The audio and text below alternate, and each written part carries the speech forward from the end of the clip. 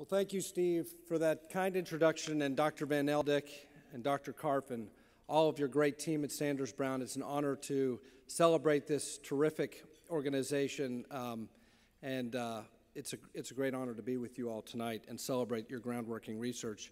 I'm really excited to hear from Captain Lovell and what he talks about in terms of teamwork, because everything about Sanders Brown is about teamwork. It takes the researchers and the investigators, it takes the University of Kentucky to host Sanders Brown and to be their sponsor. It takes people like you, the philanthropists who support through private charitable donations. And it also takes teamwork from the National Institutes of Health and Congress.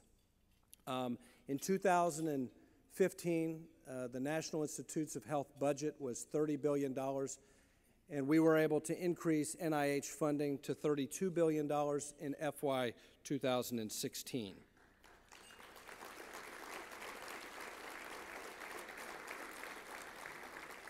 Crucially, the legislation that we passed included specific increases for Alzheimer's disease research and brain research, and many of those research dollars will end up at Sanders Brown. Why is this important? Obviously, it's important because Alzheimer's disease robs us of our loved ones and robs their victims of their memory and their dignity. But there's a cost to society. In 2016, the cost for caring for people with Alzheimer's and other dementias was estimated to be $236 billion. And unless something is done, unless we're able to develop treatments or a cure, by 2050, Alzheimer's is projected to cost more than $1 trillion annually. Costs to Medicare will increase 360%.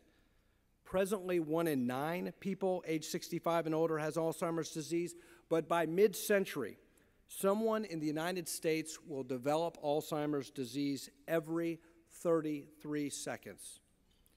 So, what is going on at Sanders Brown is about return on investment, and more importantly, it's about saving lives and ensuring the dignity of our folks well into their senior years. And I'll just conclude with this. I got a chance to meet with Dr. Nelson, one of our great neuropathologists associated with Sanders Brown, out in the foyer before the dinner. And he made an excellent insight, and that is that whenever there's clinical trials around the country, there's a consortium. And these consortiums that engage in these clinical trials, you have to have multiple institutions like the University of Kentucky Sanders Brown Center, but also Harvard and Yale and Duke and the University of Chicago. Well, of all of these consortiums, you know what the one institution that has more participants in clinical trials than any other? It's right here in Lexington, Kentucky. It's the Sanders Brown Center on Aging, and it's because of that that we have more of our citizens who are eligible for groundbreaking research and participate in the treatment options that are available because of the work of these fine people at Sanders Brown. And Captain Lovell, I'm proud to be a part of the Sanders Brown team. Thank you very much.